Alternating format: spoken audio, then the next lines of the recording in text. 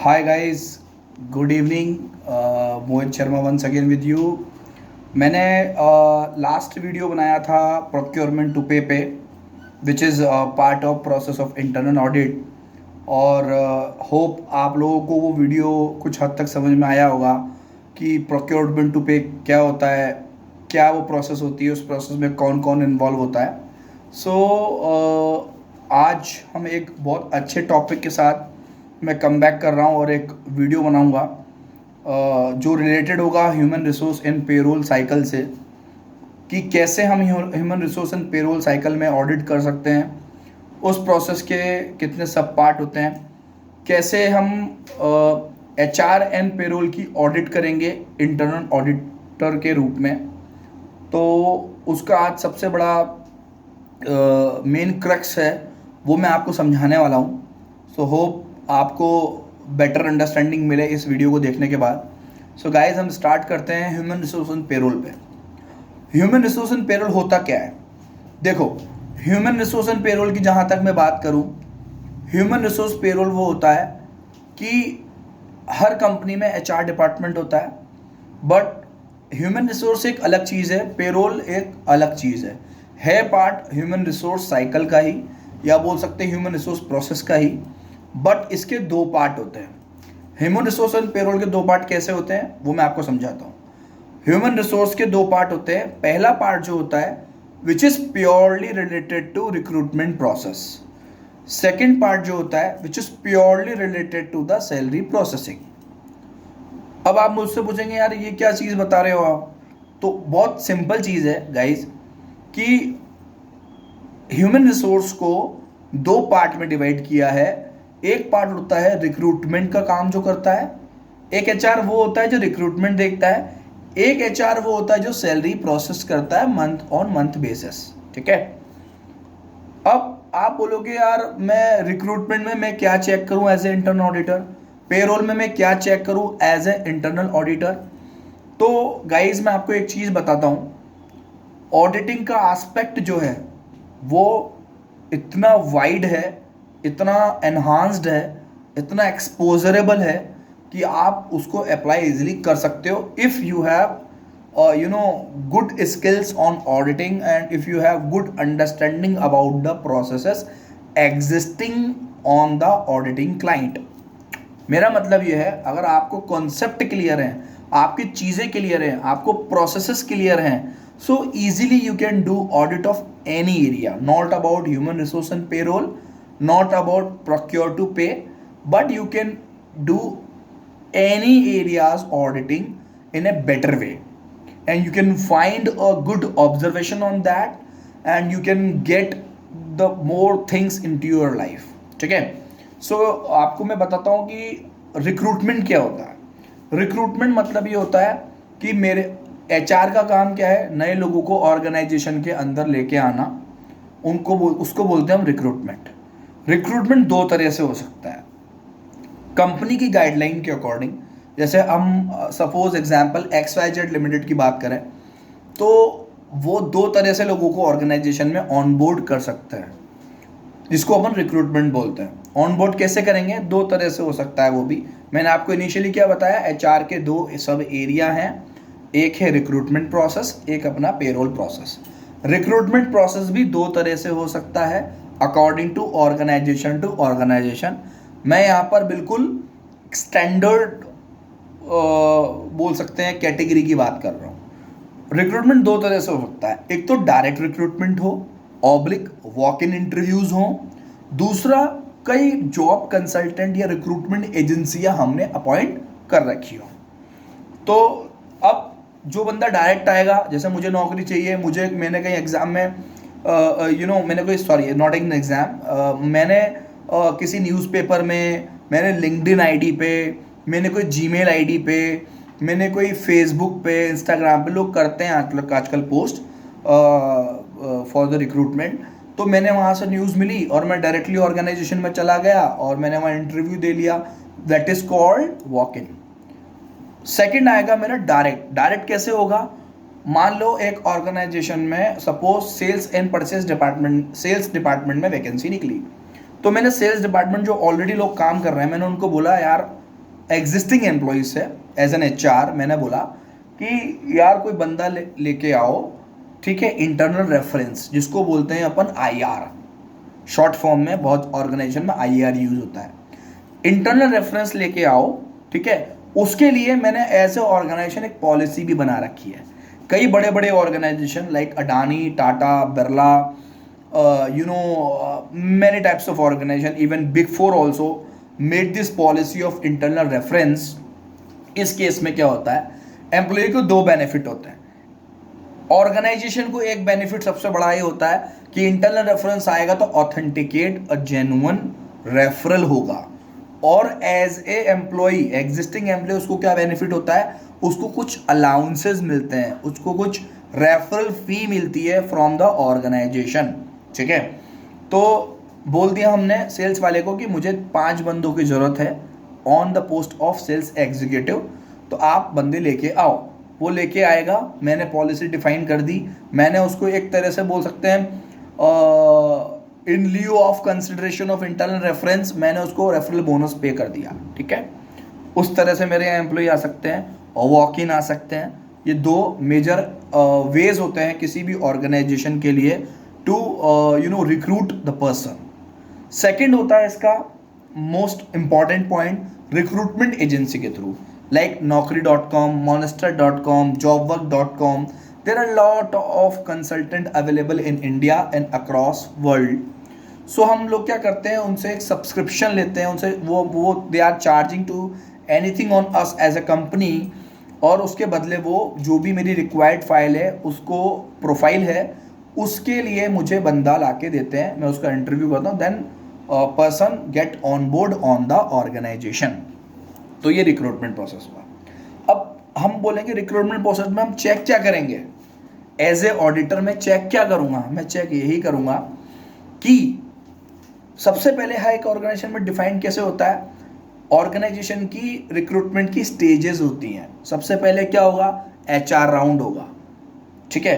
उसके बाद क्या हुआ, सेकेंड लेयर पे टेक्निकल राउंड होगा, फिर थर्ड लेवल पे मैनेजरियल राउंड होगा, फोर्थ लेवल पे टॉप मैनेजमेंट राउंड होगा, देन उसके बाद negotiation about the CTC, cost to the company, which is offered amount to the candidate, वो डिस्कस होगा। Then after agreeing of everything, organization will raise a offer letter to the candidate, and there are particular defined document will be presented by a candidate at the time of joining to the organization। कई तरह की चीज़ें हम उसमें mention कर देते हैं, like academic qualification detail, like experience letter, any other specific certificate which is owned by candidate on which is basically claiming into the CV and oblique resume, okay। तो वो ज्वाइनिंग के टाइम में document मांगते हैं, ठीक है। तो अब मैं जब ऑडिट करने गया सपोज, तो मैं ऑडिट क्या करूँगा, मैं ऑडिट करूँगा, भैया मुझे बताओ मेरे ऑडिट पीरियड में कितने बंदे आए, मुझे ये बताओ। तो आपको ऑर्गेनाइजेशन से क्या मांगना है, kindly provide new joinees detail of our audit period. Say for example हमारा ऑडिट पीरियड है अप्रैल 22 टू मार्च 23, तो मैं उनसे बोलूँगा भैया मेरे को अप्रैल 22 से मार्च 23 के न्यू ज्वाइनीज की डिटेल चाहिए। किससे बोलूँगा, HR से बोलूँगा, HR मुझे वो ज्वाइनिंग लिस्ट दे देगा। अब मैं HR से सेकंड चीज़ क्या मांगूंगा, मैं बोलूँगा यार एक काम करो, ज्वाइनिंग तो आपने कर दी, बट मेरे को उसकी ज्वाइनिंग चेकलिस्ट चाहिए जो ऑलरेडी हमारे ऑर्गेनाइजेशन ने डिफाइन की हुई है। अब डिफाइन क्या की होगी, डिफाइन में उन्होंने लिख रखा हो, जैसे मैंने आपको बताया education qualification certification, professional qualification certifications, any other certifications, experience letter of the previous all organization, जो भी हमने डिफाइन की हुई है। KYC के तौर पे हम ले सकते हैं बैंक की detail, PAN card, Aadhaar card, photographs, whatever we have decided in our SOP to get on board any people, we made the checklist of new joining. तो एज ए ऑडिटर मेरा काम क्या होगा, अगर मैंने 10 लोगों को अपॉइंट किया है, उसकी डिटेल हमारे पास आ गई HR डिपार्टमेंट से, तो उन 10 लोगों की हर एक, और अच्छा एक चीज़ याद रखना, हर ऑर्गेनाइजेशन में इंडिविजुअल फाइलिंग होती है, जैसे मेरा नाम मोहित शर्मा है, मैं ज्वाइन करा XYZ लिमिटेड में, तो मेरी एक इंडिविजुअल फाइल पूरी बनेगी, ठीक है। तरीका चेंज हो सकता है, कोई फिजिकल बोर्ड में रखता है, कोई सॉफ्ट कॉपी में रखता है, बट तरीका यही रहता है। तो मैं उसकी फाइल में क्या क्या चेक करने वाला हूँ, मैं क्या चेक करने वाला हूँ, मैं चेक करने वाला हूँ जो ज्वाइनिंग की लिस्ट है जो ऑर्गेनाइजेशन ने बना रखी है ऑलरेडी, तो उसके अंदर वो सारे डॉक्यूमेंट अवेलेबल हैं या नहीं है। नहीं है तो ये हमारी क्वेरी है, which is very basic but it's a part of query while doing the audit of human resource and payroll. वो उसके अंदर डॉक्यूमेंट अगर नहीं है हमारे पास, तो वो डॉक्यूमेंट हमें उससे मांगना है कि भाई वो क्यों नहीं है, एजुकेशन क्वालिफिकेशन क्यों नहीं है, एक्सपीरियंस लेटर क्यों नहीं है। तो उस केस में हमें ये क्वेरी रेज करनी है ह्यूमन रिसोर्स के रिक्रूटमेंट वाले HR को कि भैया ये इसका डॉक्यूमेंट हमें चाहिए, ये डॉक्यूमेंट इसमें अवेलेबल नहीं है। That is first point. Second point is that कि ये किसी रिक्रूटमेंट एजेंसी से आया है या नहीं आया है, डायरेक्ट वॉक इन आया है। तो आपने during the year 10 employee appoint किए, 10 में हम ये इसका बाइफर्केशन मांगेंगे किससे, HR वाले बंदे से, जो HR का स्पॉक है, प्रोसेस ऑनर है रिक्रूटमेंट वाले पार्ट का। हम उससे बोलेंगे ठीक है आपने 10 बंदे अपॉइंट किए, हमने मान लिया, कोई प्रॉब्लम नहीं है, ठीक है, हमें कोई इशू नहीं है। पर आप ये बताओ 10 में से कितने बंदे इंटरनल रेफरेंस से आए, कितने बंदे वॉक इन से आए और कितने बंदे रिक्रूटमेंट एजेंसी से आए। यहाँ पर भी हमें एक चेक लगा सकते हैं। क्या चेक लगा सकते हैं वो मैं आपको बताऊंगा।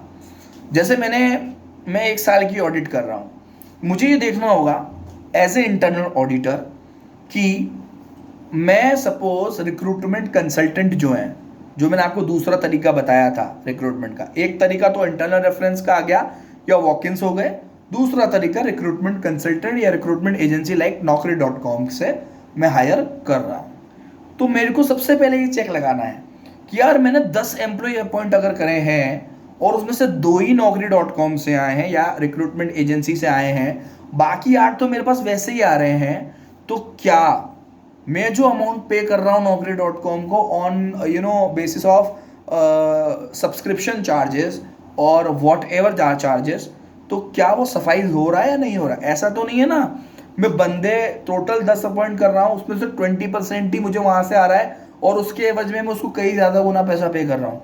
वो पार्ट भी एज ए इंटरनल ऑडिटर हम लोगों को चेक कर लेना चाहिए। Point number 2।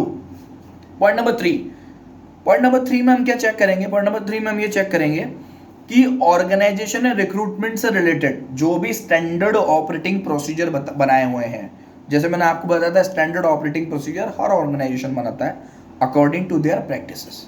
तो SOP के अंदर हमने यह डिफाइन किया हुआ है या नहीं किया हुआ कि हम ऑर्गेनाइजेशन में जो भी आएगा उसका BGV कराएंगे। BGV क्या होता है, बैकग्राउंड वेरिफिकेशन।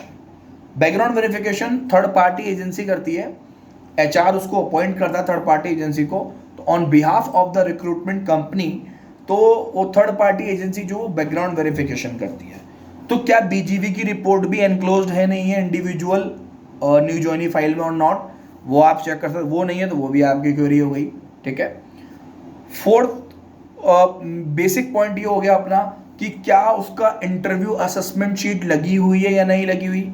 ऑल्दो ये SOP में डिफाइंड होगा कि कौन से लेवल के डेजिग्नेशन तक इंटरव्यू असेसमेंट शीट लगानी है और कौन से डेजिग्नेशन तक नहीं लगानी है, ये डिफाइंड होगा। तो ये जो चारों चेक में आना आपको बताए, इसको लगाने से पहले आपको उनकी SOP प्रॉपर्ली पढ़नी पड़ेगी, ठीक है, ठीक है। उसके बाद आप क्या करोगे, आपको सिंपल कुछ नहीं करना, आपको अपने चेक्स लगाने हैं, जैसे मैंने आपको डॉक्यूमेंट का बताया वो, दूसरा मैंने रिक्रूटमेंट के थ्रू, रिक्रूटमेंट एजेंसी के थ्रू बताया, वो लगाना पड़ सकता है आपको, ठीक है। तीसरा आपको जो मेन इंपॉर्टेंट बताया मैंने बैकग्राउंड वेरिफिकेशन का बताया, वो आपको 110% लगाना है कि वो है नहीं कोई डॉक्यूमेंट वगैरह मिसिंग है, वो आपको लगाना है। तो और कोई बेसिकली सारे डॉक्यूमेंट है नहीं है, ये सब चीज़ें आपको देखनी है। तो मोरलेस अगर मैं बात करूँ रिक्रूटमेंट वाले पार्ट पे आप ये सब चीज़ें देख सकते हो, डॉक्यूमेंट से रिलेटेड एस्पेक्ट देख सकते हो, थर्ड पार्टी से आया कितना आया उसका बाइफर्केशन ले सकते हो कि इंटरनल रेफरेंस से कितने एम्प्लॉय रिक्रूट हुए ड्यूरिंग अवर पीरियड और कितने हमारे थर्ड पार्टी एजेंसी से हुए। और थर्ड और फोर्थ पार्ट पे आप ये सबसे ज़्यादा कंसिडर कर सकते हो कि बेसिकली बैकग्राउंड वेरिफिकेशन हुआ नहीं हुआ, उसके अंदर कुछ क्वेरीज थी, वो कैसे रिजोल्व हुई, आप इन पार्ट पर अपनी क्वेरी रेज कर सकते हो ह्यूमन रिसोर्स वाले को। अब इसी रिक्रूटमेंट वाले पार्ट में एक एग्जिट एम्प्लॉय वाला केस भी रहता है। एग्जिट एम्प्लॉय मतलब क्या होता है, जो छोड़ के चले गए, ठीक है। एक होता है ऑन नोटिस पीरियड, एक होता है एग्जिट एम्प्लॉय। तो जितने भी आपको डिटेल क्या लेनी है, आपको डिटेल लेनी है लिस्ट ऑफ एग्जिट एम्प्लॉय। आपने पहले क्या ली, लिस्ट ऑफ न्यू एम्प्लॉय, फिर आपको दूसरा लेना है list of exit employee. Exit employee की लिस्ट में आप क्या चेक करोगे, एग्जिट एम्प्लॉय की लिस्ट में आप ये चेक करने वाले हो कितने लोग इस पीरियड में छोड़ के गए। अब कितने लोग छोड़ के गए, क्या गए, ये डिटेल आपको अल्टीमेटली एचआर का प्रोसेस ऑनर ही देने वाला है, ठीक है। अब जैसे रिक्रूटमेंट की एसओपी होती है, वैसे एचआर एग्जिट पॉलिसी भी बनी होती है, ठीक है। आपको सबसे पहले यह देखना है कि जो बंदा छोड़ के गया है, जो बंदा छोड़ के गया है या जिसकी लास्ट वर्किंग डेट है, उसमें आपको सबसे पहला चेक ये लगाना है कि जैसे सपोज मेरा अप्रैल टू मार्च का पीरियड है, कोई बंदा फरवरी में ही छोड़ के चला गया, फरवरी 2023 में, ठीक है। हमारा पीरियड क्या है, अप्रैल 22 टू मार्च 23, फरवरी 23 में छोड़ के चला गया, तो क्या मार्च 2023 वाली जो पेरोल फाइल है उसमें उस आदमी का नाम आ रहा है या नहीं आ रहा। पहला check which is very important. Sometime मैंने खुद ने एज ए ऑडिटर ये क्वेरी फाइंड आउट की है कि बंदा छोड़ के चला गया 2 महीने पहले ही, पर उसका आज तक पेरोल में पेमेंट जा रहा है, which is very big query, which is directly financial loss to the company, ठीक है। तो सबसे पहले आपको क्या देखना है, 5 बंदे छोड़ के गए, कब कब छोड़ के गए, उसके नेक्स्ट फॉलोइंग मंथ वाले आपको पेरोल शीट चेक करनी है, उनका नाम आ रहा है या नहीं आ रहा, ठीक है। नहीं आ रहा तो बहुत ही अच्छा है, आ रहा है तो ऑर्गेनाइजेशन के लिए अच्छा नहीं है, आपके लिए बहुत बड़ी क्वेरी है, आप डायरेक्टली लिख सकते हो। मैंने ऐसा फील किया है, मैंने खुद ऐसा मैं फील करता हूँ कि यहाँ पर क्वेरीज मिलनी ही मिलनी है, ठीक है। दूसरा अपन इसमें मेन पॉइंट बात करेंगे, जो एग्जिट एम्प्लॉई है उसने वेदर नोटिस पीरियड सर्व किया ही नहीं किया। कई ऑर्गेनाइजेशन में 2 मंथ्स है, कई में 3 मंथ्स है, कई में 1 मंथ है, ठीक है। Depends on designation and company wise exit policy. तो क्या उसने नोटिस पीरियड सर्व किया है नहीं किया है, वो आपको देख लेना है। थर्ड पॉइंट आपको इसके अंदर क्या देखना है, नो ड्यूज सर्टिफिकेट है नहीं है।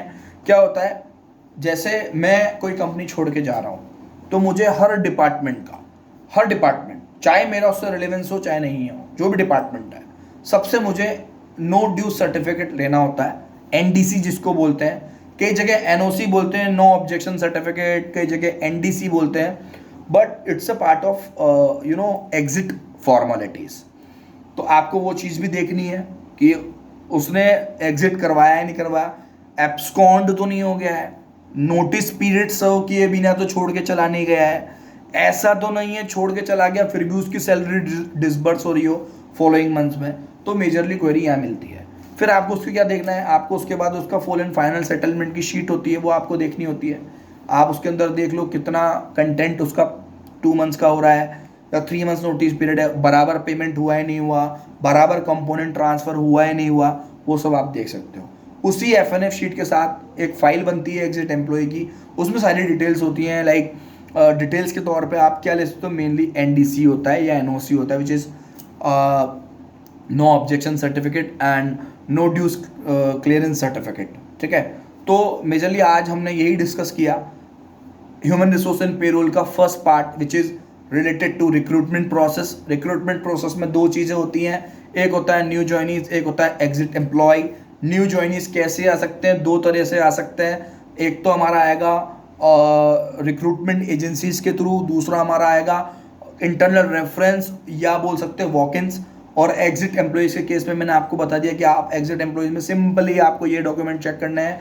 सबसे पहले ये देखना है कि कोई, सबसे पहला चेक आपको ये लगाना है, कोई एम्प्लॉय फरवरी 23 में छोड़ के चला गया तो मार्च 23 में तो उसका पेरोल में प्रोसेस नहीं हो रहा है, पहला पॉइंट है। दूसरा आपको देखना है उसका नोटिस पीरियड सर्व किया ही नहीं किया उसने। तीसरा आपको देखना नो ड्यू सर्टिफिकेट है नहीं है। चौथा आपको देखना है कि उसका एफएनएफ हुआ है नहीं हुआ, ठीक है। तो ये हमारा फर्स्ट पार्ट हुआ। सेकंड पार्ट जो है which is related to payroll cycle, वो मैं आपको नेक्स्ट वीडियो में डिस्कस करूँगा। बहुत जल्द ही मैं वो वीडियो अपलोड भी करूँगा। तो thanks all of you to listen me for 20 minutes. And thanks. Please keep watching this video and give me a support of that. I will try to explain my experience during my auditing tenure as a professional. So keep watching my video. Thanks all of you. Goodbye.